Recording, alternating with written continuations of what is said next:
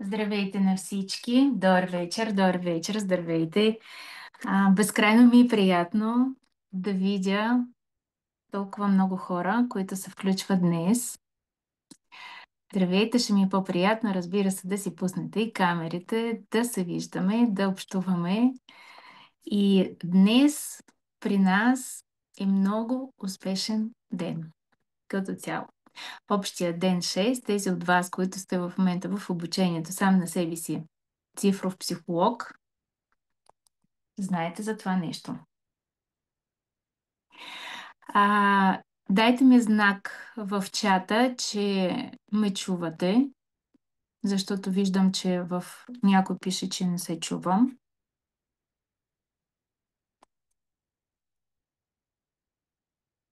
Така. Чува се идеално. Добре. Благодаря ви. И така, успешен ден 6. Днес имам много добра новина, която беше задействана няколко месеца и все нещо се случваше, не можех да го направя, но документално вече. И в България, на руски се казва, науката Сюцай е депонирана в България. Тоест, вече официално всякакъв вид плагиатство и на българска земя, вече потвърдено и от закона, че тази наука е защитена, въпреки че тя е защитена като цяло от Бернска конвенция, но вече имаме и отделен документ, който защитава и отделно в България. Така че науката продължава своето развитие и това се случва точно днес, на днешния ден. Аз съм официалният представител на науката и всеки, който се интересува от науката Сюцай, добре дошъл да ви информирам повече на тази тема. И днес искам да ви честитя. Между другото, може да спрете да пишете своите имейли, защото условието беше за подаръците преди 19:00, за да може да дойдете на време, да идваме на време, това уважение към мене като лектор, към вас самите, които имате желание за своето развитие и съответно по този начин вие в своето пространство слагате намерение, че аз съм отговорна към това, което се стремя. И, идвайки на време, аз тук включвам малка хитрост, т.е. да ви поощрявам за това нещо. Надявам се да го разбирате, че най-голямата полза това не е самият подарък, който вие ще получите, а това, че вие заявявате в пространството, че искате своето развитие. И ние днес с вас стартираме четвъртият поток от нашият модул 1 в нашата школа цифрова психология. И този модул 1 се казва Първи стъпки в цифрова психология.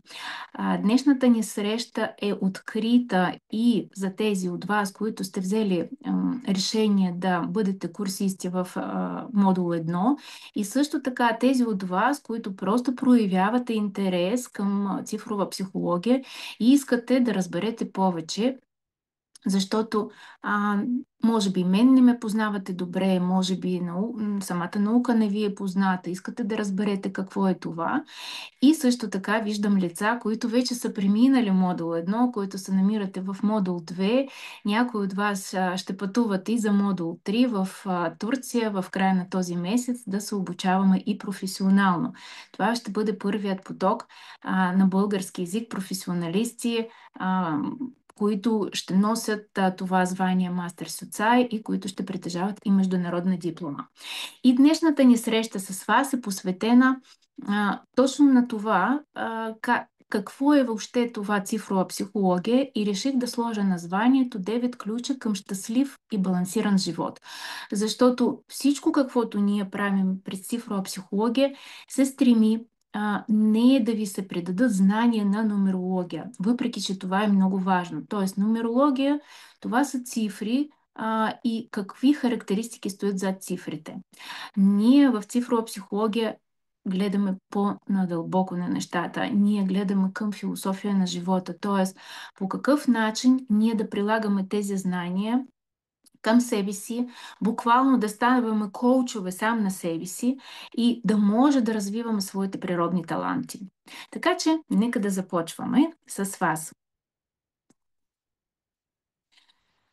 Какво ни очаква днес? Това като цяло ще поговорим за това, какво е това цифрова психология, с какво може да ви бъде полезна, както на вас, така на вашите близки, така и на вашите клиенти, ако вие работите директно с клиенти. Ако не, това ще ви бъде полезно по отношение към всеки човек, с който вие имате допир. Това са вашите лични отношения, това са вашите колеги, това са вашите потенциални партньори, клиенти и така нататък. На където и да се завъртите, общо взето тази информация ще ви бъде безкрайно полезна. Ще поговорим за 9 основни ключа към щастлив живот, по какъв начин ние може да балансираме живота си, по какъв начин да намерим собствено щастие. Чудесно, че цифрова психология ни дава ключовете към нас самите и ние сами си построяваме своят щастлив и балансиран живот. Това, което за нас е подходящо. И това, което е подходящо и за мен, това няма да бъде подходящо, например, на Снежана. Това, което ще бъде подходящо, например, имаме доперни точки за мен и Снежана, няма да е подходящо за Мариана. И така нататък. Всеки един от вас, всяка една от вас днес ще тръгне с малко повече знания за това, което на нея е необходимо, за да бъде щастлива, за да бъде балансирана в живота и да живее по този начин, по който на нея се иска. Без чувство на вина, без обиди, без разрушение, без колебания, без тревоги. Тоест това буквално един отделен свят, в който искам да стана проводник за вас, през който вие да видите въобще какво е това цифрова психология и как може да промените живота с нея. Ще дам ключ към всяко число на съзнание и също така ще направя разбор. Но помислих си, че щом сме се събрали толкова много, би било много така тъжно да направя да разгледам само един човек. Затова помислих по какъв начин да ви дам основните ключове, вие сами днес да станете цифрови психолози сами на себе си. Тоест, вие през основните ключове във вашата дата на раждане да погледнете това, каквото има във вашата дата на раждане, за да може да започнете вече лека по лека да се ориентирате. Кое за какво отговаря, по какъв начин въобще да поглеждате живота. Има ли тук някой, който за първи път въобще ме вижда? Има ли някой, който идва, може би, препоръка от приятел, може би от социалните мрежи? Напишете минус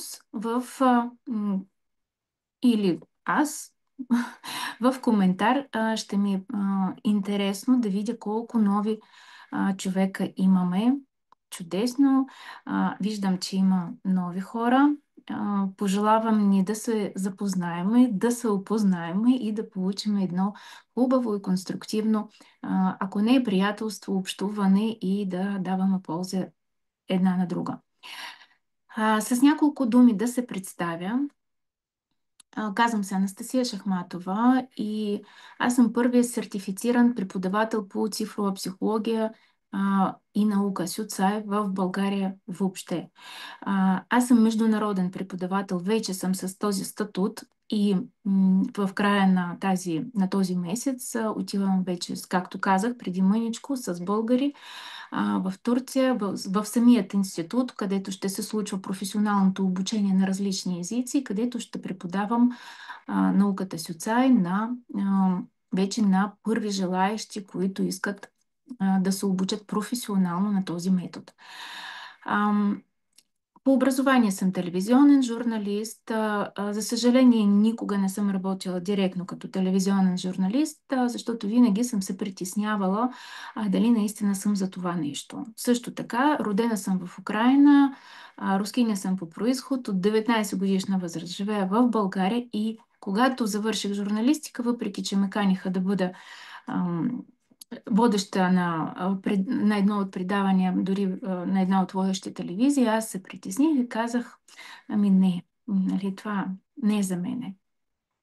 И така цял живот, общо взето, търсейки себе си, аз стигнах по различни начини през много спадове, особено след 33 годишна възраст, а, чрез много силно емоционално разрушение, което аз преминах. Също така то беше обвързано с финансово разрушение. Тоест много, много различни промени имаше в моя живот и аз всеки път си задавах въпроса: как е възможно, има хора, които им се случват лесно нещата, защо на мен ми се случват трудно? Наистина ли просто хората така се раждат и не могат да управляват своята съдба, или все пак съществуват някакви начини? Търсейки отговори на тези въпроси, аз преминах през много различни психологически инструменти, като и констелации, гешталт терапия и какво ли още не. Над 8 години се намирам вече в психология като цяло. Но, за съжаление, не намирах на 100% отговор. Ам, Бях много рационален човек. Вярвах на цифри. Тоест това, каквото ми е в джоба, това, което аз мога да пипна, материалното, в това вярвах. Нещо духовно беше много далеч от мен. Съответно, живота се случва по този начин, че просто обстоятелствата се завъртат така, че вече няма на къде и трябва в нещо да повярваш. Започнах постепенно да се потапям в материята на духовния свят.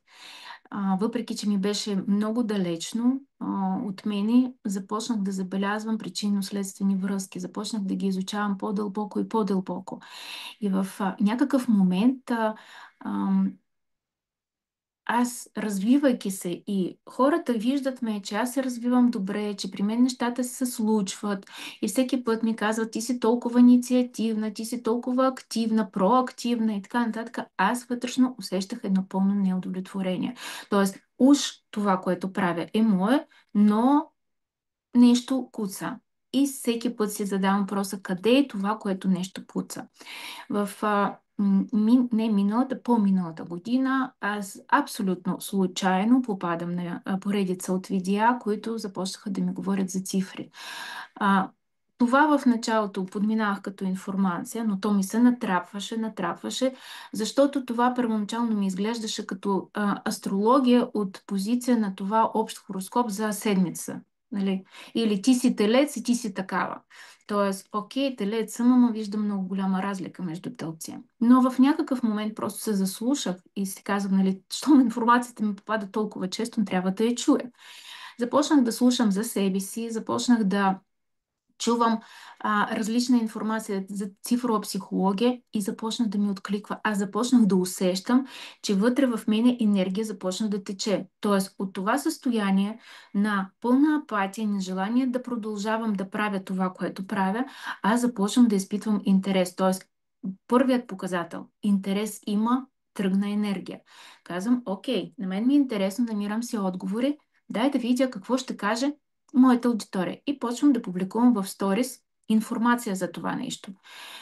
Виждам, че хората откликват веднага. И това е вторият показател, че всъщност това, което мен ме интересува, това, което аз започвам да говоря за това нещо, веднага има отклик от хората, които ме последваха.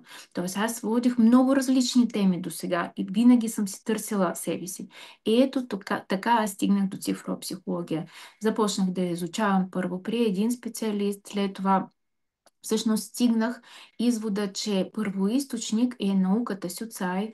Много хора отиват там да се обучават, след това се оттеглят, създават един вид своите методи, при които при един такъв ученик аз се обучих, но реших за себе си, че ще изучавам науката Сюцай.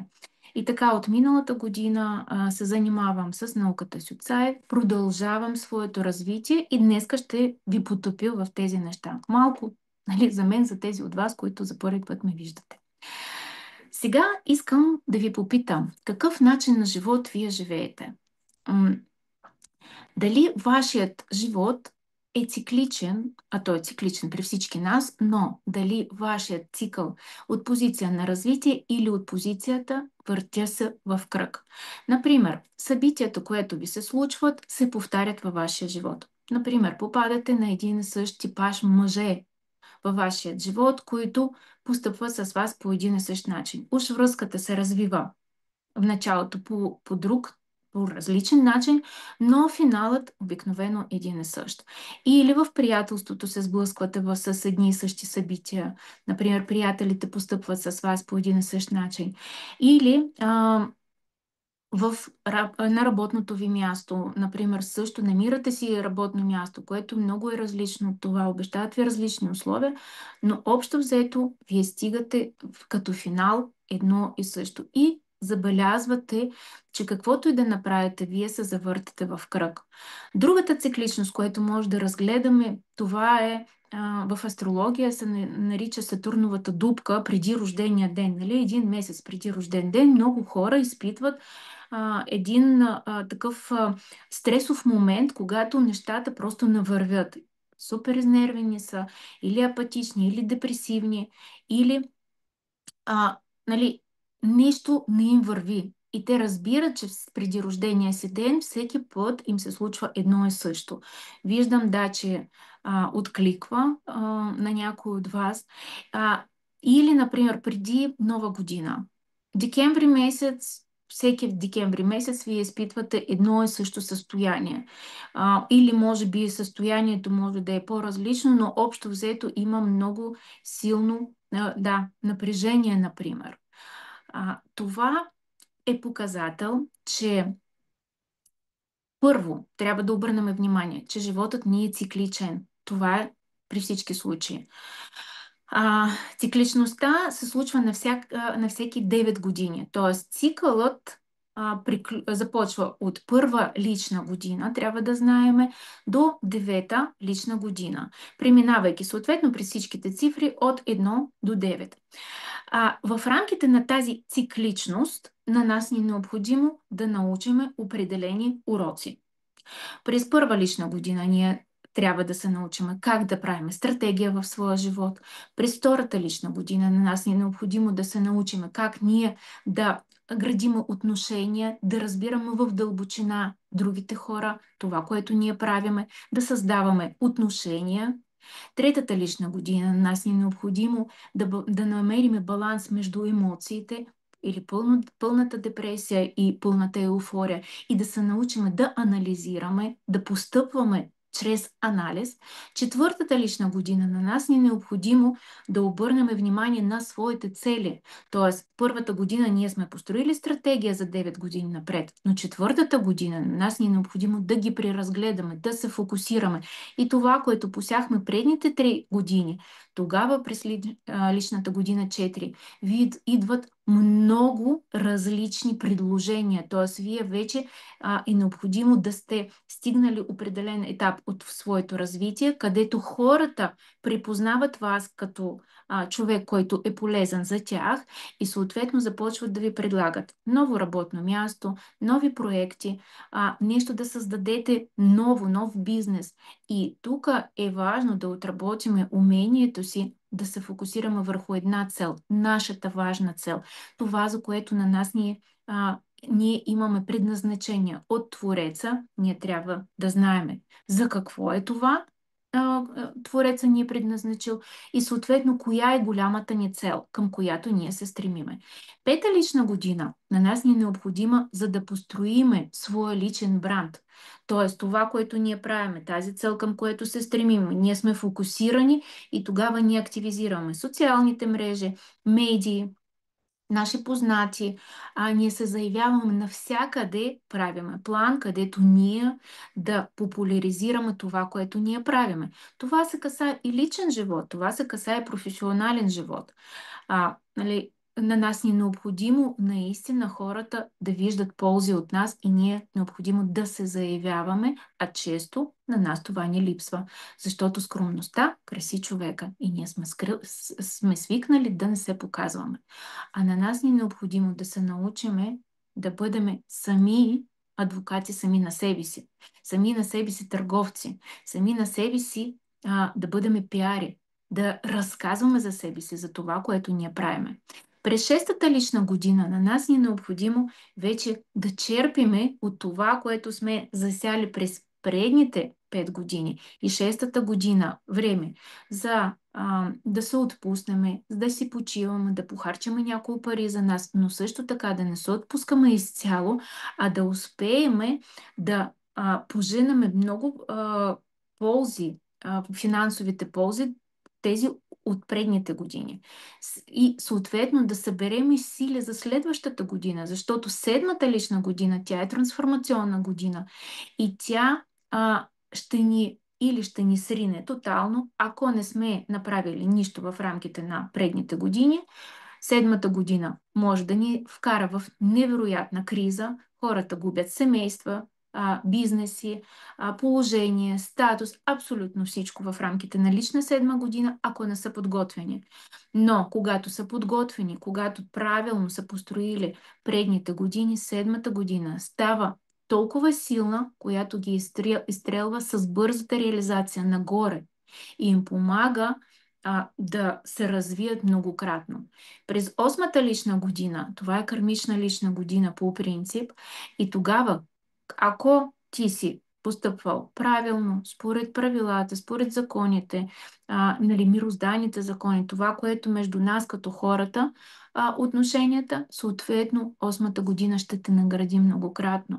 Тогава трябва да се изучиме на нещо, което е много важно. То ще ни помогне да се реализираме в рамките на целият живот. Т.е. тези знания ще бъдат полезни всичките останали години, които ни остават да живеят. И деветата година ние женаме плодовете от всички, т.е. приключваме цикъла. Отпадат ненужните партньорства, отпадат ненужните проекти, отпада всичко това, от което повече ние не се нуждаем.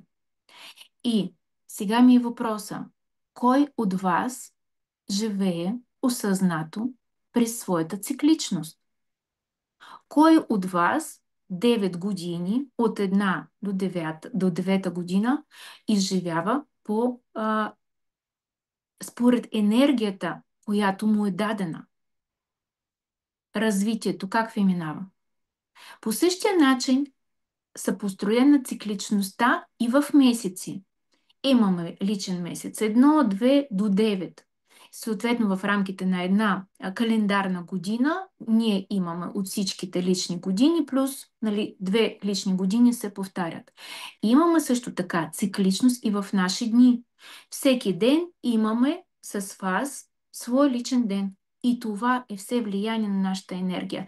Тоест, на нас ни е необходимо с вас да погледнем своят личен календар, където пише нашето лично число, и да видиме какво трябва да направим в рамките на този ден с полза за себе си, според това, което е нашето предназначение, и също така с ползата за другите. Защото иначе, ако не сме полезни на никой и ние живееме само за себе си и се въртиме в кръг, ето този кръг ни представлява нашият живот. Тоест, откъдето сме тръгнали, там сме и приключили. Ние не си научаваме уроци, ние просто живуркаме. Тогава се случват неуспехите в личен живот, което най-често ни е болезнено, неуспехите в професионален живот. Ние не знаем защо така се получава. Все парите не са достатъчно, все от едно към друго, и често се случва така. Човека казва: ами парите ми идват, обаче нямам любов. Или обратно, имам любов, нямам пари. А има хора, които нямат нито едното, нито другото, и колкото повече напредват годините, човека изпада в по-голямо разрушение, емоционално разрушение, и се отчаива от живота. Но живота може да изглежда по друг начин. Може да изглежда спираловидно. Т.е. ние винаги живееме в цикличност. Искаме това или не искаме. Вярваме в това или не вярваме. Това няма абсолютно никакво значение. Просто си обърнете внимание на вашия живот. Анализирайте вашите години назад. Вие можете да видите, че някои години са ви били наистина успешни, а някои, каквото и да сте правили, просто не вървят. Може да забележите, че някои години са ви по-емоционални, другите са ви по-спокойни. Всичко това се наблюдава. Когато ние живеем осъзнато своята цикличност, своя цикъл изживяваме правилно, ние преминаваме тези уроци, които са ни необходими в рамките на тази лична година да изживееме, преминаваме ги. Съответно, тогава, когато ние приключваме цикъла, ние се качваме на следващото стъпало. Както на тази картинка, ние се качваме спираловидно. Да, след това има други задачи да се вършат, но вие не се въртите в един и същ кръг, а вие вече сте преминали, преодолели и вие се качвате на следващото, на следващото, на следващото стъпало. И вие тогава се развивате и носите ползи за общността. Какво е цифрова психология? По какъв начин си мислих всеки път, си мисля как да ви обясня какво е цифрова психология. И всъщност тази формула, която подбрах, може би от най-първата ни среща в такъв тип вебинар, е доста разбираема. Първо, имаме нумерология, която е създадена, цифрите създадени от Питагор, който 6 век преди наша ера. Това е общо признат философ и математик. И той създава на времето си цифри, които според своето време беше много напредничево и съответно също са го смятали за нещо извънземно.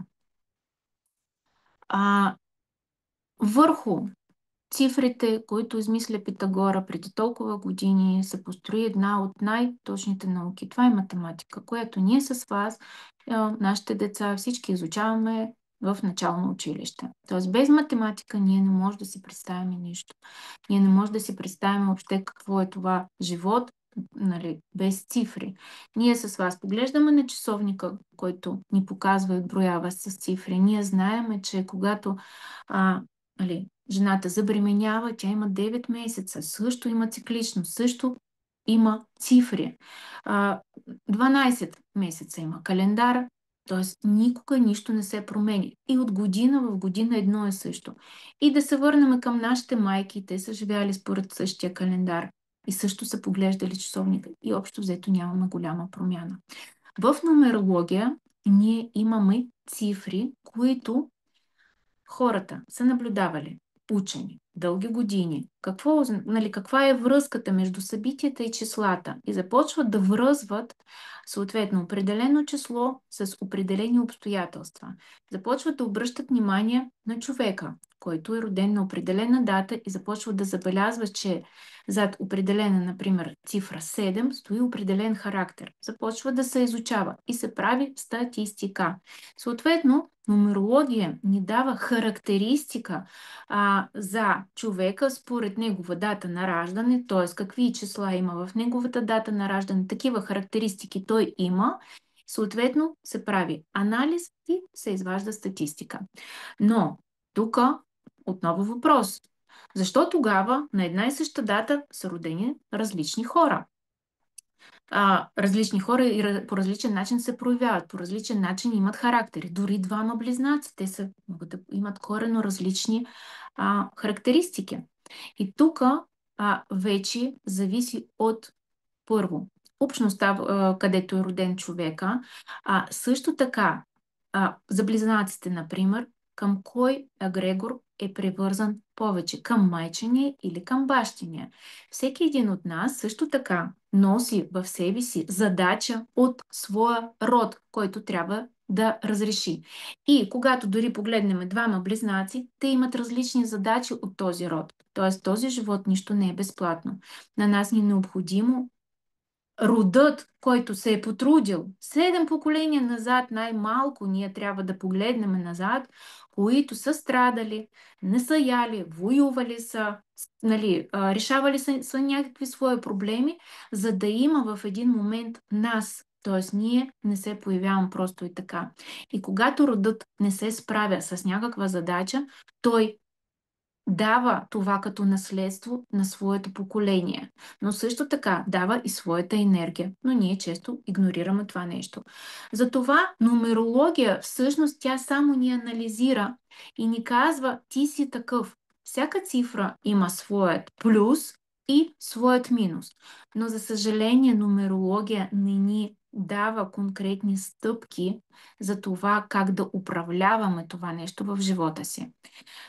Затова има друга наука, която се казва психология. И тази наука вече за душа. Ако предната наука, тя е рационална, тя е свързана с статистика, тя е свързана с цифрите, психология вече изучава човешката душа. И тя изучава чувства, поведение, взаимодействие между хората. И Зигмунд Фройд и Карл Юнг, това са двама сериозни основатели на психология. Нали? Зигмунд Фройд е бащата на психология, а Карл Юнг съответно негов последовател, доразвива много теории. И тази наука започва да бъде с полза за много хора.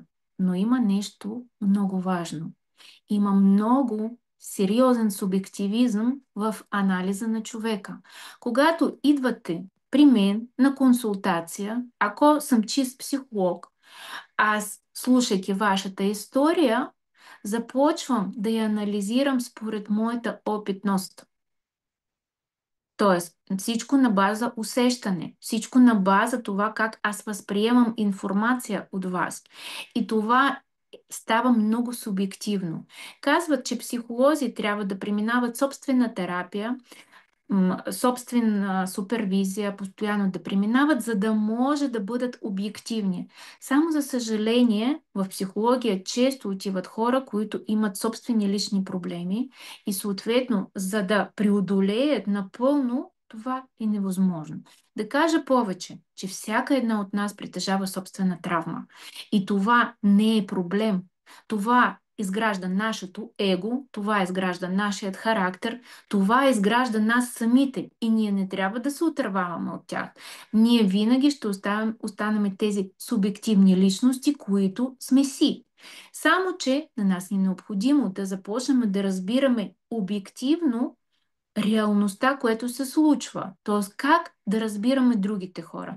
И за това започнаха да се появяват школи, които започват да събират статистиката и цифрите на нумерология и всичките възможни инструменти на психология и събират и създават цифрова психология, където ние можем да изключим своя субективизъм, когато максимално да изключим субективизма си, когато работим с хората, ние можем да погледнем датата на раждане, когато ние знаем, че зад всяко число стоят определени характеристики, ние комуникирайки с тези характеристики с нашият клиент, той ни казва кое за него е валидно на днешния ден, кое не е валидно. Той вече живял, работил върху себе си, развивал се, т.е. не е задължително той да носи всичките минуси в себе си. Ние, комуникирайки с него, задавайки точни и конкретни въпроси на човека срещу нас,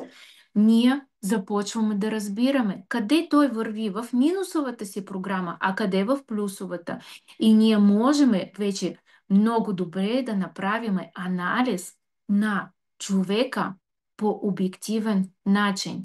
Не да му дадеме становище според нашето усещане, според нашата опитност, а според това, което говори той и говори неговата дата на раждане. И така се получава цифрова психология. А когато ние виждаме, че човека върви в минусовата си програма, ние го насочваме с помощта на психологическите практики, упражнения, по какъв начин той да преодолее една или друга трудност. Тоест, тук може да насочиме човека или към по-дълбоката лична терапия, може да му посъветваме, например, да отиде при констелатор, при гешталт-терапевт, а може и ние самите да притежаваме всички тези инструменти и да водиме клиента и в терапевтичен момент. Така че цифровата психология за мен на днешния ден е един уникален инструмент, който помага на нас с вас първо да разбереме себе си, второ да разбереме хората около себе си. Защото ние не можем да видим себе си, няма да спра да повтарям, очите и ушите са ни насочени навън. Ние за това виждаме всеки друг как греши, какво прави, но себе си трудно може да видиме. И затова първо на нас е необходимо да разбереме себе си, след това да разбереме другите тогава ние започваме в нашата комуникация да ставаме по-обективни, започваме да разбираме какво за нас добре, какво не е добре, започваме по-ясно да изграждаме личните граници. Да, за тия лични граници, колко ми говориха психолози, и не разбирам дали трябва да съм егоистка и спадах в едната крайност, или трябва все пак да се съобразявам с хората около себе си. И тогава изпадам в жертвеност. Тоест, къде е баланса? Кое е това? Кое е това добре за мен? Защото много съвети получавах. Но точно как за мен това не работеше. Тоест, аз виждах, че постоянно имаше клатушкане. Да не говорим, че моята дата на раждане, това е 27 число, двойката, постоянно колебания, седмицата, постоянно изпадане в едната крайност от война до мир, и девятката, 27, нали, прави 2 плюс 7 прави 9. Съответно, това е една комбинация от постоянното съмнение, че знам достатъчно, желанието ту да бъда сред хората, то обратното за искам да съм пълен учелник и никой не искам да виждам, започнах в някакъв момент да се съмнявам в самата себе си. Тоест дали няма някаква шизофрения в мене, защото как може да има толкова големи крайности. Когато започнах да работя чрез цифрова психология, аз видях минусите на всяка свое число, как работи моята програма, и съответно разбрах, че клатушкането, емоционалното клатушкане, с какво ми е свързано, когато започнах да правя определени стъпки, в момента мога да кажа, че живея доста балансиран живот сама за себе си. Но, разбира се, винаги има какво да се научи. Трябва да знаем, че цифрова психология нито е гадаене, нито е магия, нито е езотерика. Тоест, това буквално характеристика, която стои зад числата и определени психологически инструменти, които работещи за изграждане на нови невронни връзки, на нов начин на поведение. Конкретика. Има различни школи, които вие ще намерите. За България все още няма достатъчно добри развити такива течения, но нали, сред рускоговорящи, англоговорящи школи вие ще намерите школи, които те се отличават по какъв начин се построяват матрица. Има такива, които построяват в квадрат, има такива, които се построяват в петолъчка, класическа, ведическа, кармическа и Сюцай. Сюцай също построява своята матрица в квадрат, но обърната от класическия, т.е. по-различен начин. По този начин може винаги да видим кой, например, претендира, че например, създател на някакво течение, нали, аз рускоговорящите вече много добре ги виждам, следя всяка школа, кой как се развива. Съответно, по построяването на матрицата ние виждаме общо взето кой какъв плагиат извършва. Нали, за това има и патенти върху определени школи и определени развития. Но това са вътрешни работи. Просто ви казвам информативно как да се ориентирате въобще в пространството на обучение, ако искате особено да ставате професионалисти. Нека да започнем да говорим с вас за ключовете, които ще ни помогнат да водиме с вас щастлив и балансиран начин на живот. И първият ключ, който за мен е много важен, разбира се, и девете ще бъдат много важни, но първият ключ това е да разбираме причинно-следствените връзки. Това се нарича карма, това се нарича съдба, това е всъщност нашето поведение. Трябва да сме наясно, че за да живеем щастлив, прекрасен живот, балансиран живот, на нас ни е необходимо да разбираме причинно-следствени връзки от това, което ние правим.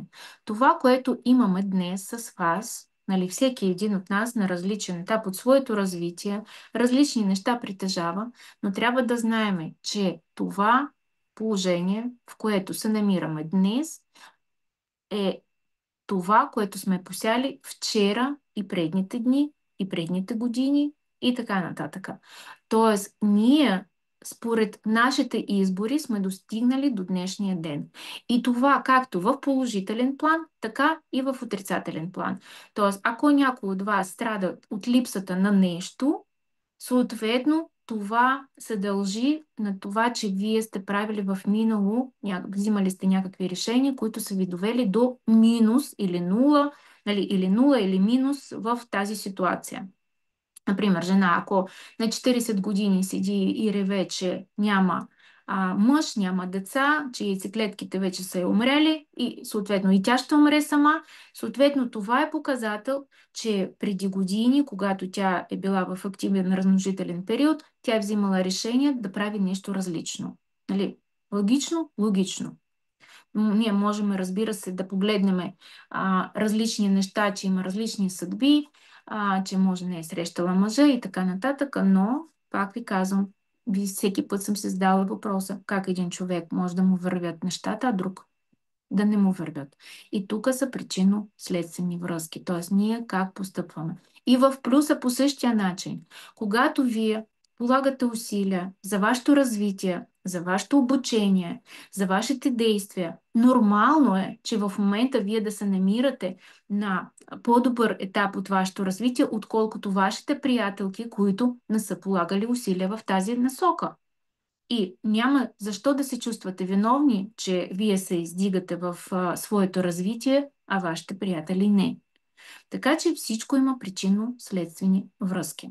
Това е първо.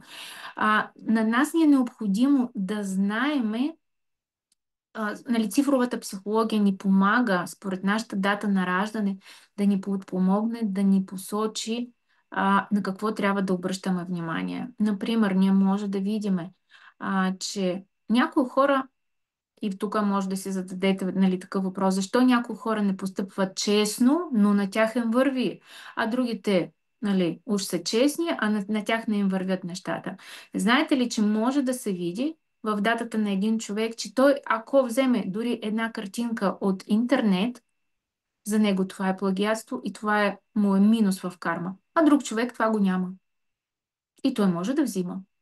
И нищо няма да се случи с него.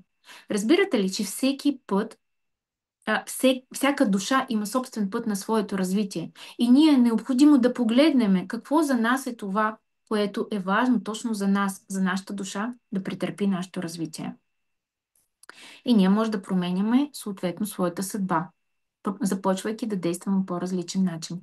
Вторият ключ, това е да се научиме да виждаме себе си с очите на другите. Както ви споделих, ние, нали, очите ни виждат навън, ушите ни чуват навън и ние съответно често сме в огромна илюзия за самите себе си. Затова на нас ни е необходимо да опознаеме своето его, нали, своят характер или своето его и то се намира в нашето число на съзнание. По-късно ще ви обясня, ще ви покажа всичките числа във вашата дата на раждане, какво означават, за да знаете как, нали, въобще да поглеждате, когато получавате някаква информация, да си я намествате.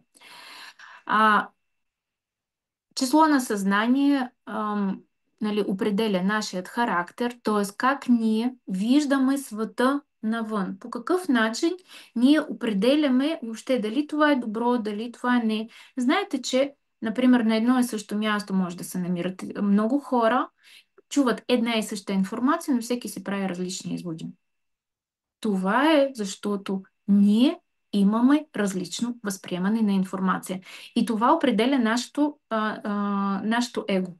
И да мислите, че трябва да се отървавате от его, нали, да под някаква форма да го подчините, покорите, погасите или какво ли още не съм чула, отработите, това не трябва да се прави. Его, това сме ние. Без нашето его ние не може да съществуваме. Но ние можем да вървиме в плюс на своето его, т.е. да бъдем в полза на себе си и на другите, а може да вървим в минус в своето его. И на нас ни е необходимо да се научим да използваме силата на своето его, а не своите слабости.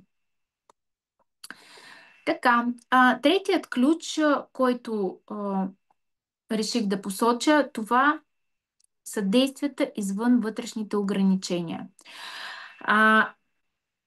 Това може да я наречем нашата сянка, т.е. сенчестата страна на нашия характер. Тя се включва, особено, нали, тази мисия и този морал най-силно се включват след 33 годишна възраст. До 33 годишна възраст ние с вас живееме доста спокоен живот. Тоест, характерът пак ни се проявява и в минус, и в плюс, но имаме право нали, според енергията, която живее в нас, да се реализираме както си искаме. Но когато се включва нашата мисия на 33 годишна възраст, Христова възраст не е случайна, нали, фиксирана там, а, нашето поведение започва да се диктува от друго число. И ние започваме да получаваме доста често в хората се наблюдава следното, че а, мислите остават според своето его, т.е. света ние виждаме, продължаваме да виждаме по един и същ начин, а действията ни започват да бъдат различни. Аз, например, число съзнание 9, мисия ми се включва 4 и аз от девятката, която беше в материалното, в рационалното, в пълното неверие в каквото и да било, освен в себе си, при мен се включва четворката, която започва да ми обръща моят а, поглед към това, че аз трябва да давам, започвам да свалям последни ризи от себе си, да изпадам в някакви саможертви и какво ли още не. И аз започнах да казвам, какво е това нещо? И всяка мисия има собствен морал. Ние започваме да съдиме други хора според това свое число на своята мисия. И на нас ни е необходимо да разбираме, че този морал ни вкарва в разрушение. Започва Тоест, ние започваме да притежаваме толкова силно и категорично мнение по определени въпроси, които ние не отстъпваме, т.е. действията ни стават според този морал и ние влизаме в емоционално разрушение за себе си, защото когато ние се намираме в морала, света започва да ни показва, че това не е окей. И тук идват разрушаващи събития, като нали, в личен, професионален план и така нататък. Човека спира да се чувства щастлив и има много силен спад на енергия. Но в нашия курс, тези от вас, които продължавате в първите стъпки на цифрова психология, там вие ще видите конкретните формули, как се случват нещата. Там обясних стъпка по стъпка в рамките на 9 лекции всичките тези неща. Ключ номер 4 към щастлив и балансиран живот, това е висок праг на енергия. Много неща ние с вас не постигаме в живота, не защото нямаме време, не защото нямаме възможности, не защото не сме некадърни или каквото е било, а само защото имаме нисък праг на енергия. Ако вашето оправдание в живота, че аз нямам време за нещо си, това е равносилно на това, че аз нямам достатъчно енергия. Тоест всички ние имаме 24 часа в рамките на един ден, но защо едни хора успяват да свършат много задачи, а някои просто не могат да започнат и една. Това е липса на енергия. Това е незнаене откъде да се зареждаме. Това незнание, всъщност енергията се губи най-вече тогава, когато ние се занимаваме с нещо, което не е наше. Съответно, има загуба на енергия, ние не знаем откъде да се заредиме и съответно енергията намалява и животът просто преминава. Знаете ли какво забелязвам? Аз много обичам да наблюдавам хората и има такива деца, които като ги погледнеш и те имат лица на възрастни. Забелязвате ли такива дечица? Нали? И нямат бебешко лице, а на последно очи вече на голям човек. А има такива възрастни, които като ги погледнеш, ти виждаш, че това е възрастен човек, но той все едно, че още е дете. Аз вчера видях такъв много възрастен човек. Той ходи с бастунче, обаче на лицето му е изписано детство. Той все едно, че е дете. Ето това е човека, който просто не си изживял живота както трябва. Тоест, той се е зациклил някъде в някакви детски години, в детски травми.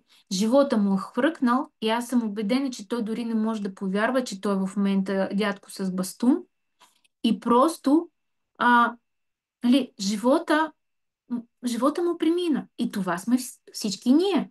На колко години да се намираме, ние все си мислиме, че на нас ни предстои някакси още напред нещата. Ще се случат. Сега ще дойде момент, когато ще трябва, някой ще ни даде това разрешение да живеем щастливия живот. Искам да ви приземя тук и сега. Това е моята задача, въпреки че съм на моменти доста директна. Ще ме простите за това нещо, но това го правя, защото ви желая добро. Животът върви сега. И ние сме тези, които е необходимо да го управляваме с нашите действия. И аз съм щастлива, че науката си отсай ни дава определени стъпки и формули, които ние може да правейки тези неща и виждаме реални резултати. Това е отработено върху мене първо, второ отработено вече лично аз съм работила с група хора миналата година, цяла година. Също така имам колеги по цял свят и виждаме резултати, които идват при хората. Така че знайте, че само вашето решение как ще продължите, как ще живеете всеки ден и вашите действия определят вашето развитие. А, късметът, за който се говори и така нататък, а, ние всички сме равнопоставени. Тоест, ако говорим за Твореца, абсолютно всеки човек е дете на Твореца. Той не прави разлика. Той е готов да даде на всеки един от нас абсолютно толкова, колко сме готови да приемаме. Не знам дали сте гледали филм Колибата някога. Дали сте го гледали. Това за мен е много силен филм. Там се случи много голяма драма.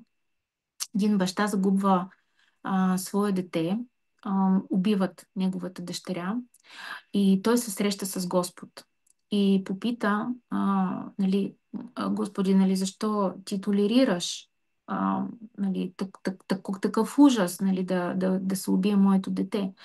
И тогава Господът му показа как всичките хора са негови деца и той не може да избира. Ако някое дете прави нещо лошо, той също не може да направи нищо, защото това е неговото дете. И всеки си плаща според своите действия. Ако не сте гледали този филм, гледайте го. Много е интересен. За мен много беше разтърсващ. Аз го гледах и с моята дъщеря. Така че да се върнем към ключовете. Отплеснах се, извинявайте. А, това е на нас, което на нас ни е необходимо, просто всеки път да се зареждаме с енергия. Сега, днеска прекарах половин ден с една моя... Тя ми първоначално беше позната, нали, приятелка, нали, доста приятелски отношения сме. Също така създаваме един нейн проект. Значи, на фона на тази жена аз изглеждам като с много малка енергия. Тоест тя има още повече енергия от мене.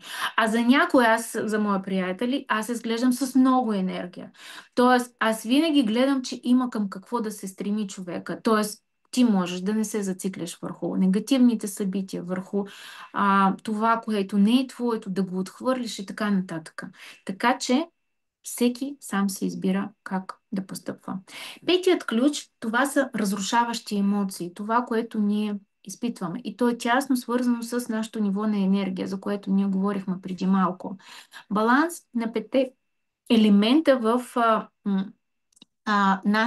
нашия организъм, който нали, ние притежаваме, ето този биологичен скафандър, който ние имаме с вас, той чрез емоции се балансира. Т.е. 5 основни елемента: земя, въздух, вода, вятър и етера. На нас ни е необходимо да умеем да владееме с това нещо. Когато се гневиме повече, не умеем да си управляваме гнева, тогава се повишава огъня в нашия организъм повече. Огънят води до определени болести. Тоест, на нас ни е необходимо отново и тук да знаем причинно-следствени връзки. Но ще кажете, окей, аз съм такъв характер, какво мога да направя? Ето, аз съм тази, която може да за секунди да запали и да се разгневи. Тоест, преди не знаех как да се справим с това нещо. Сега вече знам, че на мен ми е необходимо да имам дисциплина, спорт, да вървя навън редовно и така нататък. Тогава аз изразходвам тази своята вътрешна агресия, която се ми акумулира според моите дадености и умея да си управлявам емоции. Но много от нас не умеят. Тоест, някои изразяват ги навън, другите навътре, третите въобще не разбират какво е това емоции, т.е. намират се в пълна безтегловност. И на нас ни е необходимо да работиме с разбирането на своите емоции, да знаем как да акумулираме в себе си позитивни емоции, тези, които ни вдигат нашата вибрация.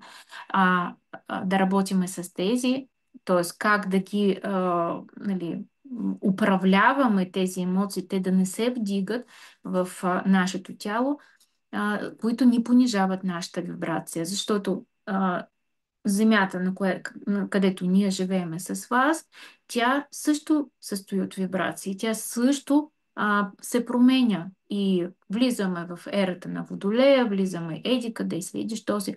Това всичко е свързано с вибрации. Тоест, ние с вас попадаме в определено вибрационно поле, което, когато ние сме с по-ниски вибрации, просто ние изоставаме. Ние не може да се движим в ритъма на всички. В Сюцай учителя това го нарича да бъдеш в крак с времето. Да не се съпротивляваш на това, което се случва. Тоест, дори на 60, на 70 години, ако в момента бизнесът трябва да се прави чрез интернет, ти си длъжен да бъдеш в крак с времето и да го правиш. Това означава, че ние всеки път работиме със своето съзнание, с себе си и ние наистина постигаме своето развитие.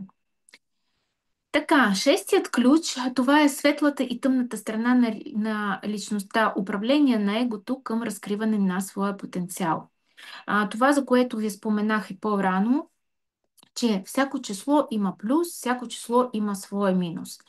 И ние с вас сме създадени, за да носиме определени ползи според своите числа. Тоест, ние в числата можем да видим и каква професия имаме, и за какво сме създадени, какво трябва да създадем и така нататък.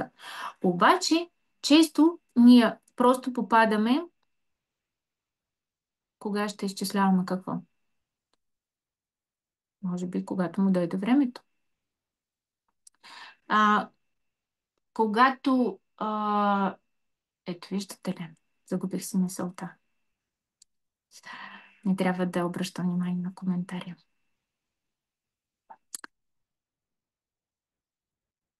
На нас ни е по-лесно често да се поддадеме на мнението на другите, които те ни виждат по определен начин. Нали, нашите родители, това са първите ни модели, които ни създават възможност да видим себе си, така да се каже, отстрани. Само, че нашите родители, когато не са реализирали по подходящ за тях начин, те се опитват да се реализират чрез нас самите и съответно ни дават определени насоки в живота. И ни налагат какво ни е необходимо да правиме със собствения живот, как да постъпиме. Те, нали, от любов към нас подхождат, но често на нас ни дават грешна посока, не разбирайки, че всъщност ние притежаваме собствен характер, нали, собствено предназначение и тогава ние започваме да избягваме своята личност, своите вродени качества и ние започваме да обръщаме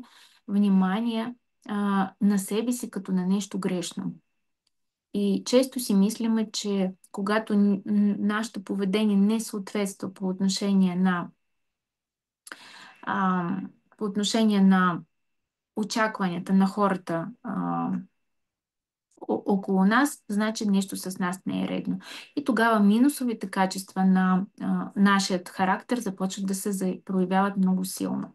Тогава ние в борбата за това, нали, като бяло и черно в нас, нали, се борят, ние започваме, нали, да се объркваме все повече и повече и не може да разкрием своя потенциал под натиска на общността, на семейството си, може би на съпруга си, на децата си, на кой ли още не, или не на собствено мнение, ние често не обръщаме внимание какъв е нашият потенциал. Ключ номер 7, това е да имаме с вас възможност да избираме колко богати да бъдем. Тоест, факт е, че 80% от финансите на целия свят принадлежат на 20% от хората. Тоест 20% от остатъка на финансите принадлежат на 80% от населението.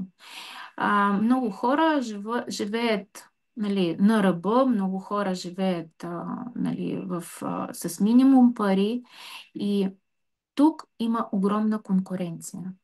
Но когато ние развиваме собствено съзнание, когато ние докосваме се до своя потенциал, започваме да действаме чрез него, съответно ние започваме да преминаваме към тези 20% от хората, които имат допир до 80% от финансите.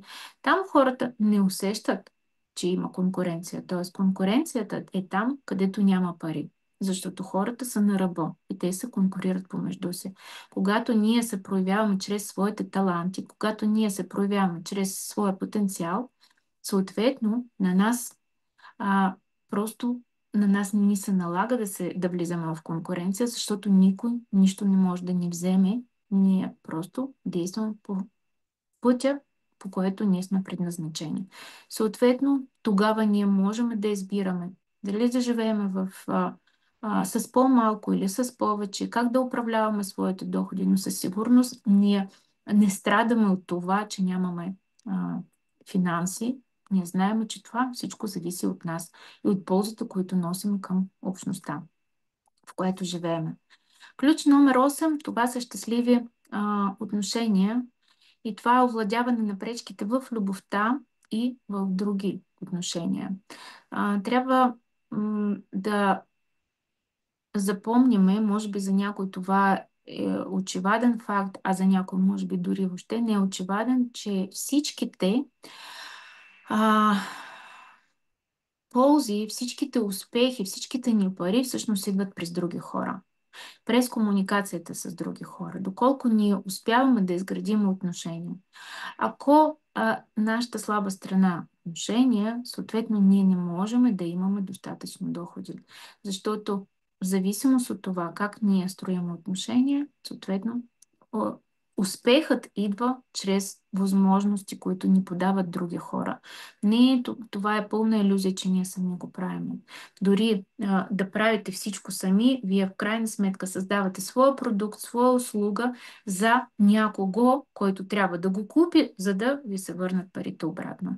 Затова на нас ни е необходимо да знаеме как ние да строим отношения, как ние да преодоляваме пречките и разногласия, които имаме с хората около себе си, за да можем а, да, да вървим ли по пътя на своето развитие с лекота. И ключ номер 9. Живот според своите правила, т.е. изход от собствената матрица. Не да следваме някаква формула, която ни е посочена от някой ментор, от някой нали, друг човек, може би дори да наш много сериозен авторитет, че така е правилно, така е хубаво да се живее, а да знаем какво за нас е добре.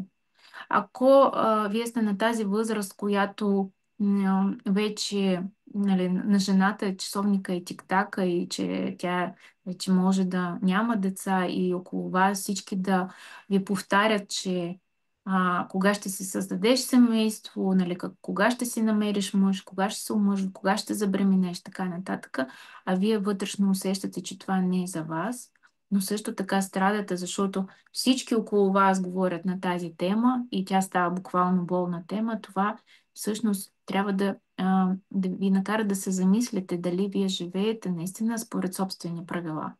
Ако го искате, не ви се получава, защо не се получава? И се връщаме към ключа номер 1.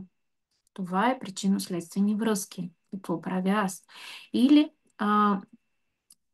да разбереш сам за себе си, кое наистина ти е важно в живота, на къде да си насочиш енергия. Защото често хората обръщат внимание това, което им се налага от обществото, опитват се нали, да отговорят на тези качества, на тези изисквания, но това, което те трябва наистина да свършат, например, да се реализират под някаква форма, да създадат някаква полза за другите, те го неглижират, защото фокусът им е в друга посока. И тук на нас ни е необходимо да погледнем своята матрица и наистина да намерим изход от нея. Не да се оплакваме, о, аз не притежавам тези качества, а обратно да знаем как да ги развиеме, по какъв начин ние да приоткриеме себе си, да разкриеме себе си, за да може да вървиме в своята реализация. Харесаха ли ви 9 ключа? Напишете ми в коментар кой ключ ви резонира най-много. Кое е точно така за вас дойде като може би вау момент, може би, може нали, да сте осъзнали това нещо, само ви се потвърди. А, добре, супер. Радвам се, че ви е полезно. Окей, нека да продължим тогава. Сега искам да си вземете листа химикал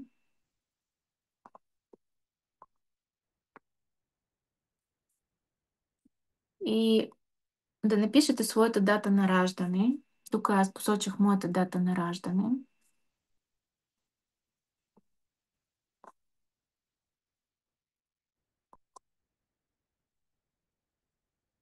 И ще ви кажа кое на кое отговаря.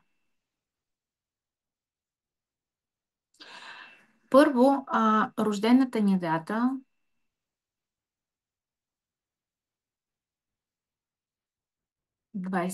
при мен 27 число, правите рождената си дата до еднозначно число. При мен се получава 9. Вие ще кажете при вас какво се получава. Може да напишете в коментар. Това е нашият характер, това е нашето его, това е нашата личност, това са нашите таланти. Тук ние разглеждаме този аспект. При мен девятката, това е мъдрост, духовност. Както виждате, при мен, с моя пример, цифрите се преповтарят. И ако продължавам да построявам своята матрица, при мен все така се завърт. 9-4-9-4. Ако е при вас, също вие опирате само до няколко числа, да знаете, че това е показател за стара душа, която има вече нали, няколко прераждания, която тук на Земята за пореден път и че е абсолютно нормално, ако сте стара душа, да имате постоянни колебания още за какво сте създадени. Защото опитност на подсъзнателно ниво в дълбочините има много голяма. Човека може да бъде всичко. Абсолютно всичко. Но той е в постоянно съмнение за какво е точно. Така че това е много ценно, което да видим и да осъзнаем сами за себе си. Понякога само това осъзнаване може да ви преобърне живота. Така, месеца, който също, ако, например, имате там 11-12 месец, също го изведете до еднозначно число. При мен, аз съм родена април, четвърто. Това е вашата връзка с вашия род. Това е вашата духовност. По какъв начин въобще и каква задача вие имате от своя род в рамките на този живот. По какъв начин вие да строите отношения с своя род. Това е вашето духовно богатство като цяло.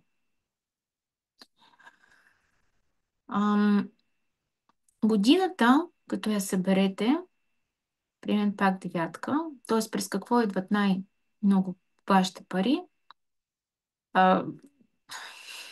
Всъщност това е сферата, през която най-много идват вашите пари. Аз вече е така. Сама си говоря някакви неща на ум, след това довършвам. Годината отговаря за вашата реализация, за вашите пари. През какво най-много идват? Виждате, че при мен и моите таланти, и моите пари идват през едно и също. Това е духовност.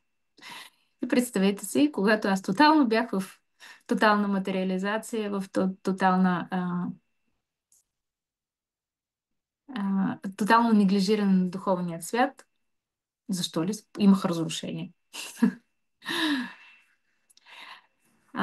И когато вие съберете всичките числа, например, нали, 2 плюс 7 плюс 4 плюс 1 плюс 9 плюс 8, както при мен, И когато получите пак двузначно число, изведете до еднозначно число, това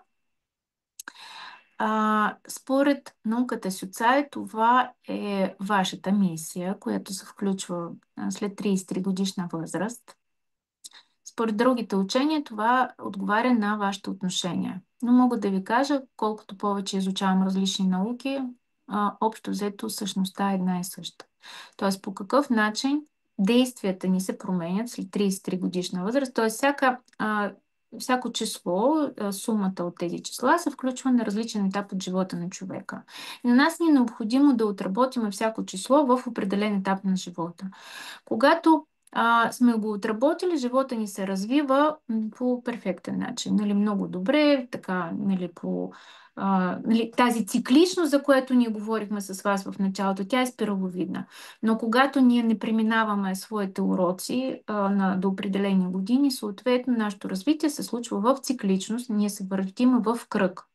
Тогава задачите се добавят всеки път, а ние все още не сме приключили старите си задачи. Така че сумата от всичките числа, това е нашата мисия, т.е. нашите действия, които се включват след 33 годишна възраст. Според други учения това число се включва след 35 годишна възраст, но това не е толкова важно. Важно, че това число отговаря за това как вие се проявявате в социума. Тоест, ако трябва да го обобщим, според всякакви други, нали, различни учения. В Сюцай наричаме това мисия. Как ние трябва да се проявяваме, какво трябва да работим, как трябва да се реализираме, да се позиционираме и така нататък. Ако съберете всичките числа 9 плюс 4 плюс 9 плюс 4, нали, тези при мен, които са получили, вие ще получите и вашата цифра, която отговаря за вашето здраве. Това е най-опростената формула, която въобще може нали, така да се предостави. Разбира се, зад всичките числа стоят определени качества. И може би се чудя на какво точно да ви обърна внимание, защото аз не мога да ви дам, нали, тълкуване за всичките числа, т.е. по всичките възможни параграфи сега.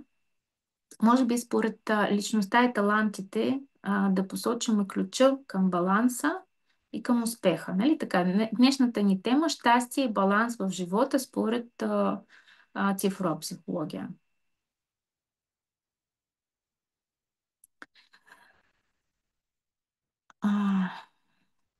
Така.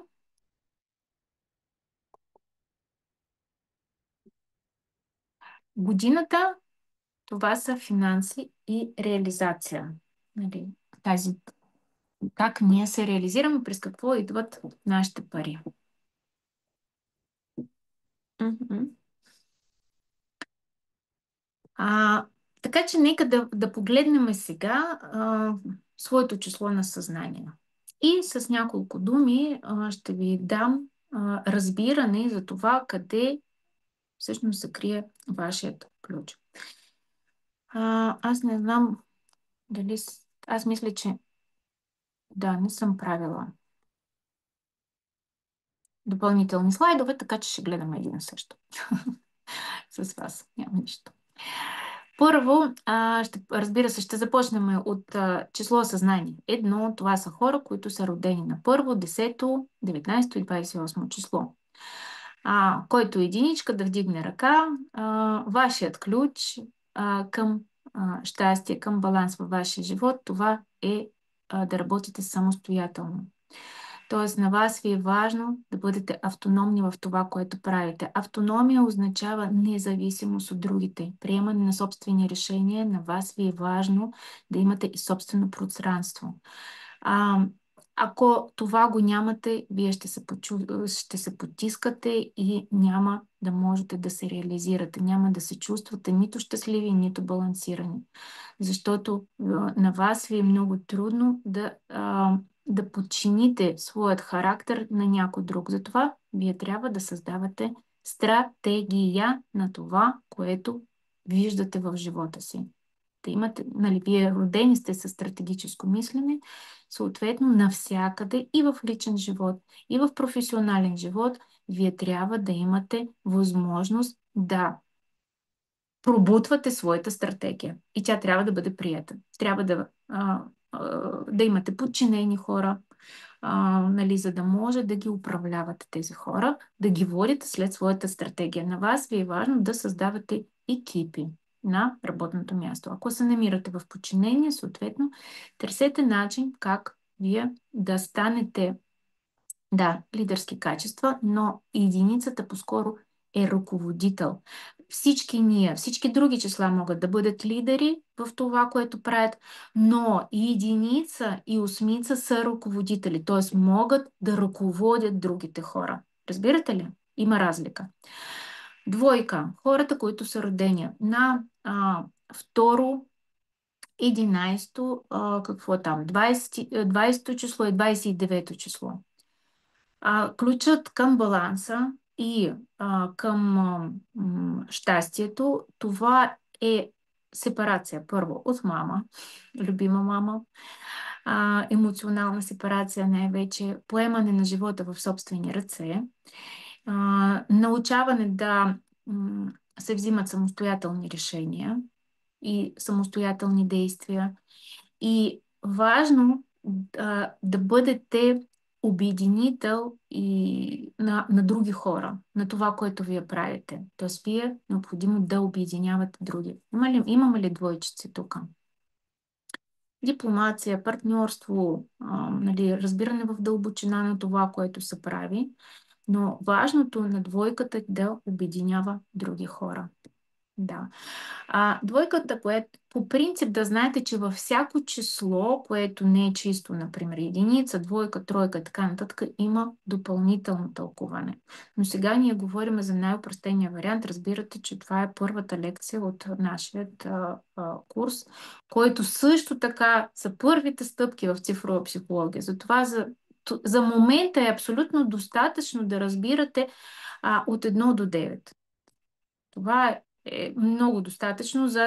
Можете 1 година да боравите с тази информация и то активно и ще ви носи много полза. Преди да получите нужда да разбирате повече и по-далече.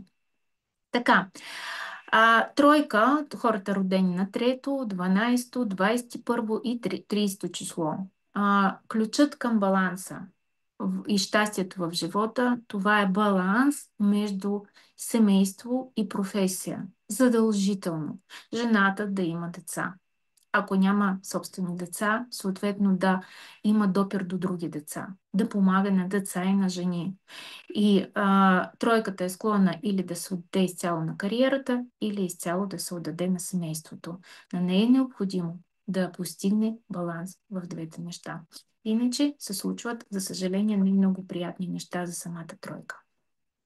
Това най-вече се отразява на здравето при тройка. Колко тройки познавам, които не са се реализирали като майки, нали, говоря предимно за жени, които познавам, те имат проблем със своето здраве и то много сериозно. Щитовидна жлеза, ракови заболявания, наднормено тегло много силно. Тоест, здравето на тройката силно е разрушено, когато тя няма баланс в тези неща.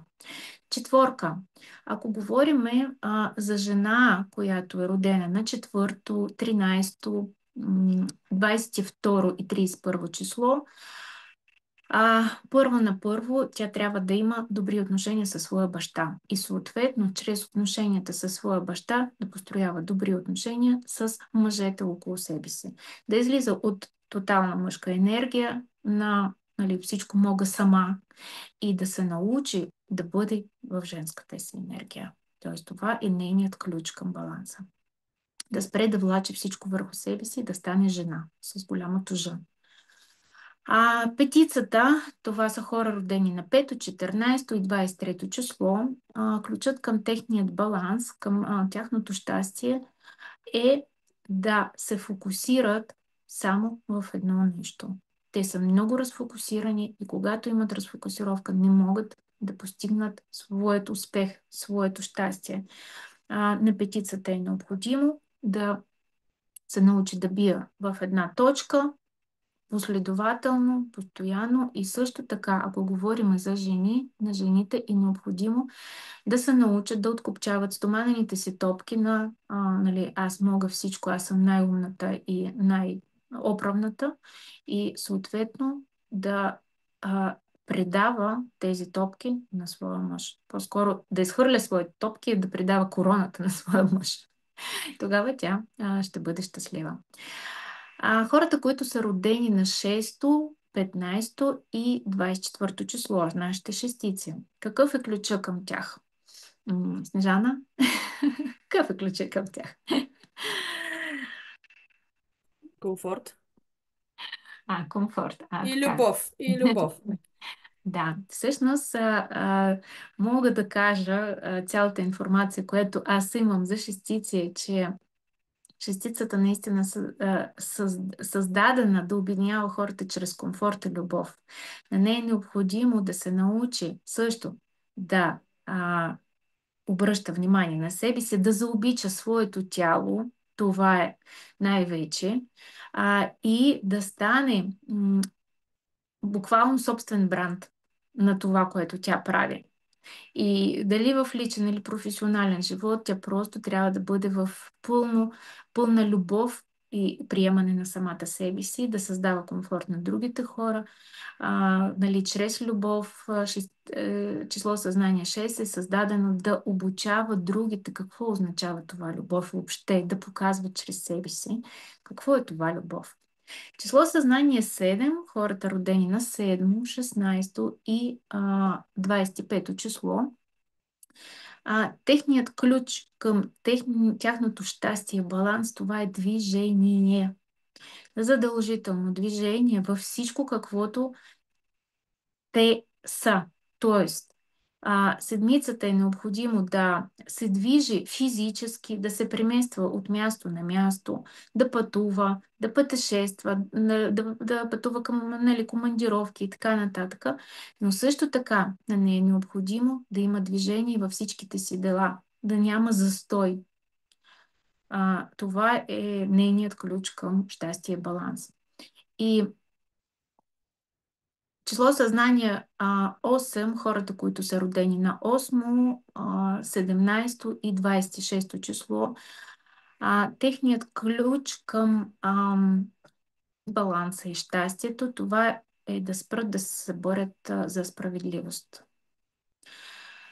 На тях им е много важно да започнат да дават на другите хора това, което искат, и да постъпват от позиция аз искам, а не от позиция трябва. Това е много важно за тях. Иначе, когато те са от позицията трябва, те дават нещо, което не искат и съответно, когато не им се връща, обикновено в такива случаи не им се връща, те страдат от несправедливост и постоянно се борят за справедливост. И число съзнание 9, това са хора, които са родени на 9, 18, 27 число. Техният ключ към щастие и баланс, това е проява. Да правят това, което ги вълнува. Да се заявяват, да разказват това, което знаят. Най-големият проблем на девятката, че тя постоянно се съмнява в себе си, в своите знания. Този синдром на самозванеца, който живее в нея, е много силен и тя цял живот може да се обучава да получи дори Нобелова награда за някакъв неин труд, който отново няма да бъде за нея доказателство, че тя знае достатъчно. Затова тя постоянно живее в едно такова самобичуване, за това, че тя не знае достатъчно, минава от обучение към обучение и не се проявява. Съответно, не може да постигне нали, баланс и щастие. За девятка и осмица мога да добавя, че за тях много е важен балансът между духовното и материалното. И двете числа са склонни да изпадат в на различни крайности. Съответно, на тях щастието ще им дойде тогава, когато живеят, нали, в баланса между двете неща. Как ви се струва? Има ли така малко повече информация, отколкото сте имали до момента? А, разбира се, другите сфери също на нас, нали, има много дълбочина. Тоест сега аз буквално с по едно изречение ви казах за всяко число. Има много дълбочина, има много тълкувания, за всяка отделна сфера има. И пак ви казвам, дори тези числа, които виждате в момента, те, нали, някои от тях двузначни числа, те се тълкуват допълнително.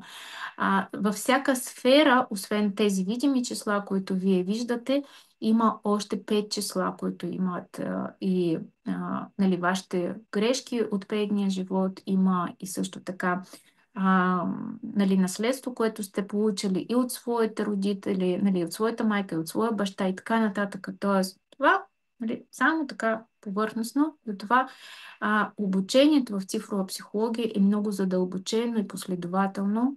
Тези от вас, които искате да изучавате това нещо, просто необходимо да вземете решение и да се движите стъпка по стъпка за това нещо. Разбира се, сега идва момента да ви разкажа как можете да получите това свое развитие, дали професионално или любителски, и за двата типа хора това е подходящо. Тоест, вие можете да получите знания, които да останете на ниво за себе си, и това, разбира се, ще подобри качеството ви на живот, а тези от вас, които искате да усвоите нова професия или да добавите към тази, която вие вече притежавате, също има такава възможност. Школа по цифрова психология се създаде в рамките на тази година. Това е моето призвание. Както видяхте, имам доста девятки. Няма как да не го създам аз. И нали, най-накрая аз най-вече се разбрах със себе си, че аз знам достатъчно, за да ви го предавам. Вече много от вас сте станали мои клиенти в лични консултации, влизате в терапия и минавате курсове. Тоест, вече имаме много кейсове, случаи, които са разрешени, хората с подобрени съдби, нали, след като дам упражнения, като дам информация, се връщат нали, при мен за следваща консултация вече с много силни резултати, и съответно виждам колко голям и силен инструмент е цифрова психология, така че ето, имате такава възможност. Мога да кажа, че единствено в България на това ниво, което аз предлагам. Какво дава школата? Първо, вие ще нали, разбирате и за цифри, и за психологическите инструменти, както за себе си, така и за своите професии. Международна общност, науката Сюцай в момента се развива в над 180 държави. Вече на доста езици започва се преподаване, т.е. преди това се е случвало само на руски език, сега в момента езиците се разширяват. Т.е. ние, нали, интересното, че ето аз и моята колежка, което двете сме мастер Сюцая в България, двете сме родени в Украйна, живеем в България. И ето, че на нас ни се пада честа да развиваме тази наука в България, на български език. Нали, тя ще ми помага в обучението в Турция. В България тя не прави това, което аз правя, но на международно ниво ще го правим заедно. Така че имате възможност да се запознаете, отивайки да се обучавате на професионален курс с много хора по цял свят, да създавате контакти, нали, партньорства и така нататък. Международна диплома, която се издава след професионалното обучение, ще ви я покажа след малко. Тя се приравнява се на висше образование. Тоест, ако вие не сте психолог на днешния ден, това не трябва да ви плаши, защото самият институт Сюцай Той има всички необходими документи, които след това вие да практикувате своята професия абсолютно легално, и тази диплома е призната нали, всички необходими държави, където вие можете свободно да практикувате професията си. Също така в школата вие ще намерите и знания по маркетинг и продажби, т.е. как след това да създадете собствен продукт, как да създадете своя авторски курс, как да го продавате, как въобще да функционирате с тези знания, по какъв начин вие да действате. Школата състои от 4 модула. Първият модул, това са първи стъпки в цифрова психология. Това де-факто от днес ние стартираме с вас 9-дневния курс, т.е.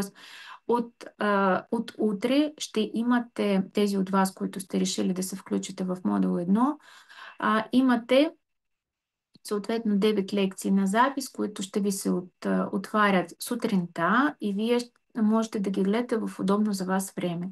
Имаме отделен чат, където Снежана, нашият прекрасен координатор на този курс, тя ще ви напомня, че има качена лекция, също така ще ви посочва домашните задания.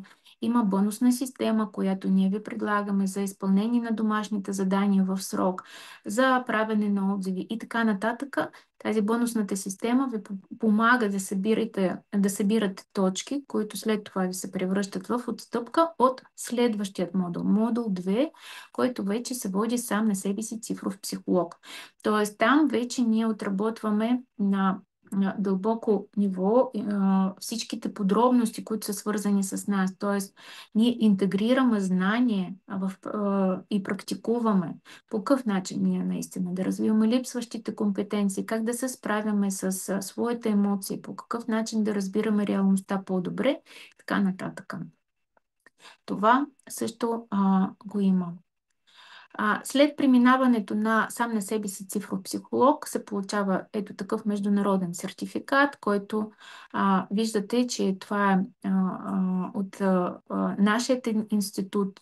По този начин изглежда самата диплома. Но пак ви казвам, модул 1 и модул 2 това не е професия. Вие няма да имате знания и права да практикувате това като професия. Вие, разбира се, можете това да го практикувате върху себе си, върху своите познати, приятели и така нататък, но другото, да интегрирате това нещо в своята професия, ще бъде неправомерно. Затова има модул 3, който е професия мастер соцай. Тя се случва само на живо. В рамките на 6 дни, на 26 март, ние заминаваме и 6 дни ще се обучаваме на живо в Истанбул. Там, освен мен и моята колежка, които ние ще преподаваме на български, ще идват много преподаватели от самият институт, както и нашият учител също ще идва за интерпретация на науката с превод на български език. Съответно, ние ще преминем основата на как да бъдеш мастер соцай. След това месец и половина се продължава обучението онлайн, за да може да се преминат всичките знания, да се задълбочат, да ви се интегрират, да ги запомните. И тези от вас, които искате да се научите и да монетизирате, има и модул 4, който също ще се случва в рамките на половин месец или междувременно заедно с модул 3. Това вече ще го направим по най-добрият и удобен начин за всички нас.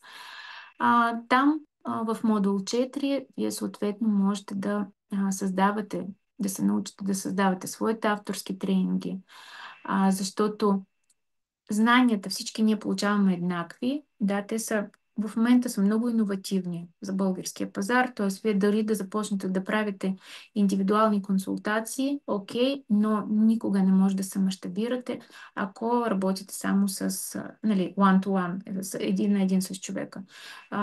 Тук аз мога да ви науча как да си създавате своето обучение, как можете да привличате аудитория, да създавате личен бранд, да продавате своите обучения и така нататък. Това го правя и правих за много други психолози. Woman Life Book въобще е създадена точно на тази база. Нали, аз бях продуцент на много психолози, така че тук аз имам невероятна опитност, включително и това, което правя аз за себе си, го правя изцяло сама със собствените знания. Така че ги предавам. Ето дипломата на Мастер Соцай, международната диплома, която от ам, нали, образец Хистес. Хистес ли се води? Да, Хистес, за да не се объркам. Вие можете в интернет да проверите тази диплома е еквивалент на висше образование.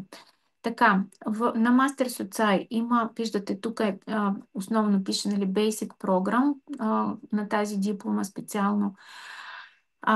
Има в професионално обучение също така няколко нива. Тоест, първо се преминава база, след това се преминава професионална ориентация и след това третото коучинг. Всичко е по желание. Тоест, вие можете да минете само база, можете да работите само с знанията от базата, можете след това да задълбочите, да минете професионалният поток и също така, ако решите, можете да минете и коучинг. Тоест и там има 3 нива, които вие можете а, да преминете, но на днешния ден въобще, нали, ние няма защо да ги разглеждаме тези неща. Знаете, че това го има като перспектива, но първо трябва да се започне от база. Затова тук има фокус само върху база.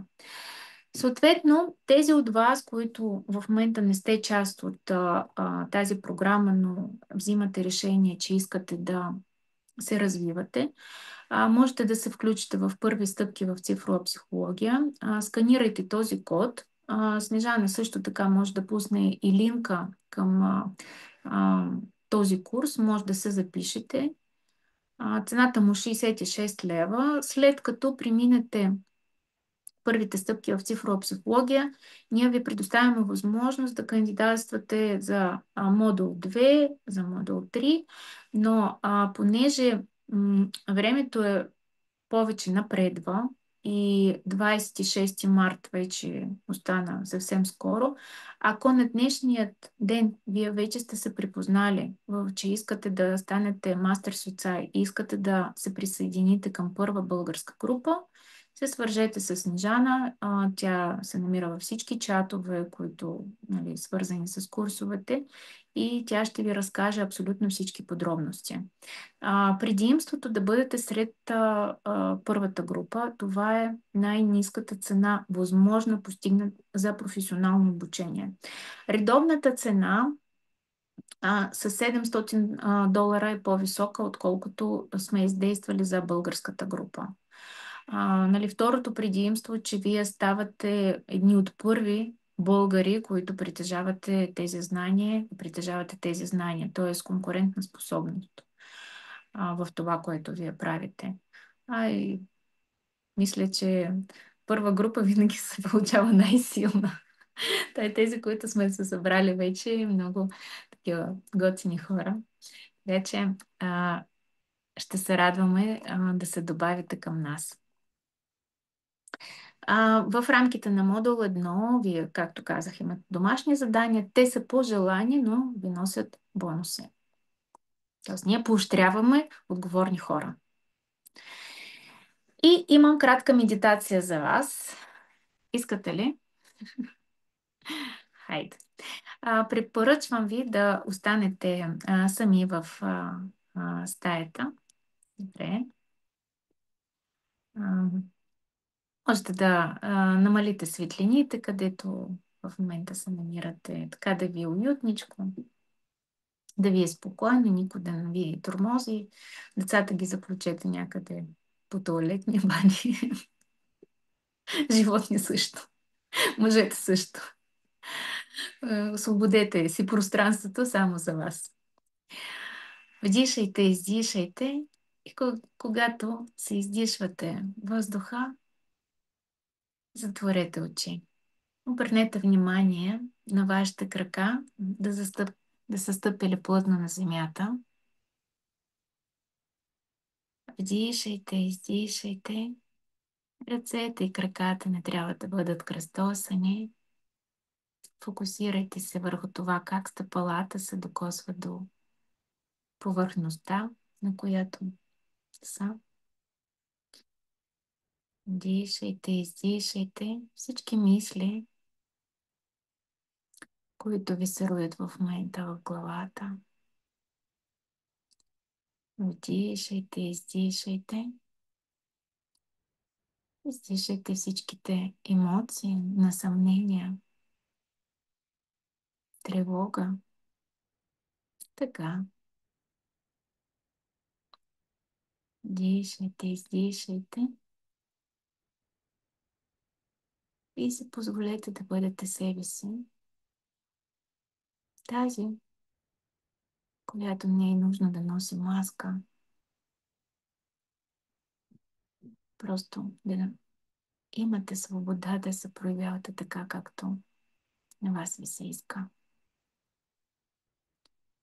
Вдишайте, издишайте. И сега вие се озовавате в една празна стая.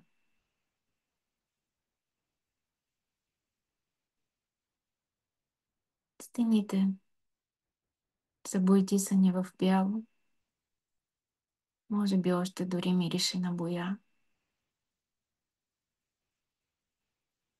Навсякъде е тъмно, но от някъде се появява един лъч. Този лъч се превръща в проектор, който започва да проектира на една от белите стени вашият живот. Когато родителите ви се срещнаха и решиха в много емоции да създадат най-съкровеното нещо и най-великото нещо, което се превръща в теб. Продължаваме да дишаме със спокойно темпо, да наблюдаваме картините, които се появяват пред очите ни. Когато мама е бременна, когато мама ражда, теб, това прекрасно създание, уникално и неповторимо. На тази определена дата, която ти дава всички тези плюсове и минуси, които притежаваш сега. Но ти все още не ги знаеш. Ти си чист лист. Ти току-що се роди. Започваш да се учиш. Картините се сменят пред очите ти. Ти си просто наблюдател, как това сладко бебенце започва вече да прави своите първи стъпки.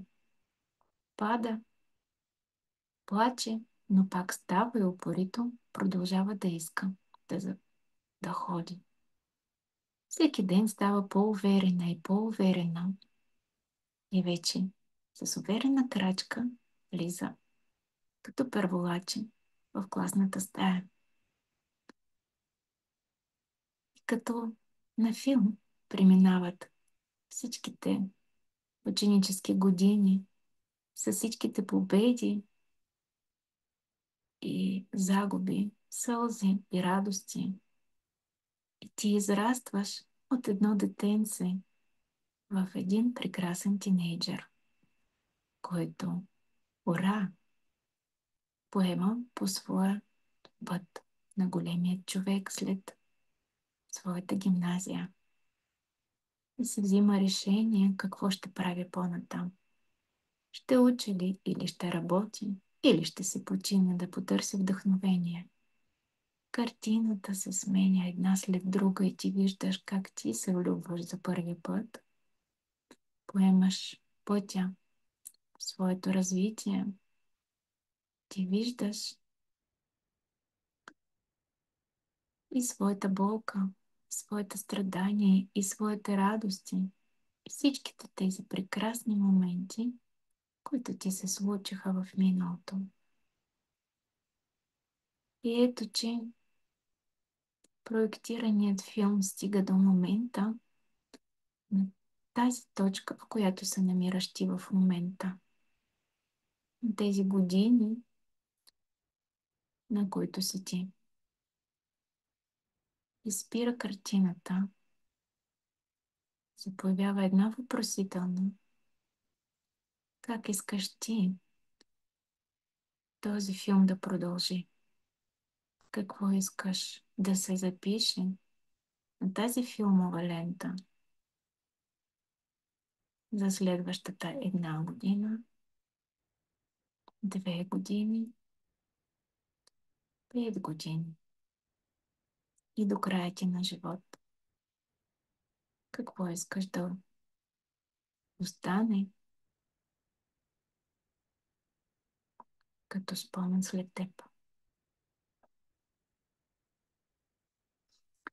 И поеми дълбоко въздух, дишай, издишай. Благодари на себе си, че се намираш днес, тук и сега. И че си точно такава, каквато си. Творецът има план за теб и просто се довери. И още веднъж вдишай и на издишване, когато се почувстваш готова, отвори очи.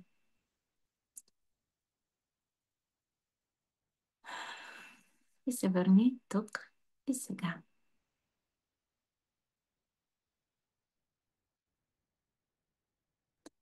Как се чувствате, можете да споделите в коментар.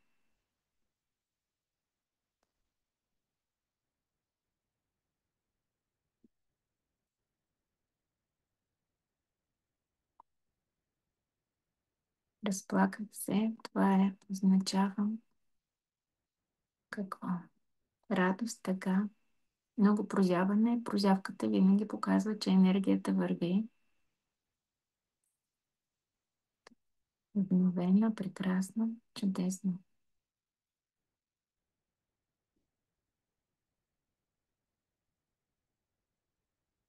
Спокойно. Супер. Много се радвам.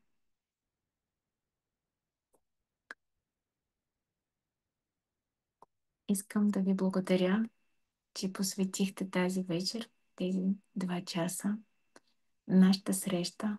Мен беше безкрайно приятно. Усещах нашето пространство като много гостоприемно. Усещах вас, вашият, вашият интерес, вашето любопитство. Разбира се, ще ми е много интересно да науча това, което вие научихте в рамките на днешната ни среща, кое ви беше най-полезното. Ще се радвам да, ако се препознавате в това, което разказах ви днес, да продължиме нашия път заедно. Ако не, ще се видим, може би, по някой друг повод с вас. Искам да ви благодаря за това, че сте тук, това, че сте такива каквито сте и че приемате това, което аз поделям с вас.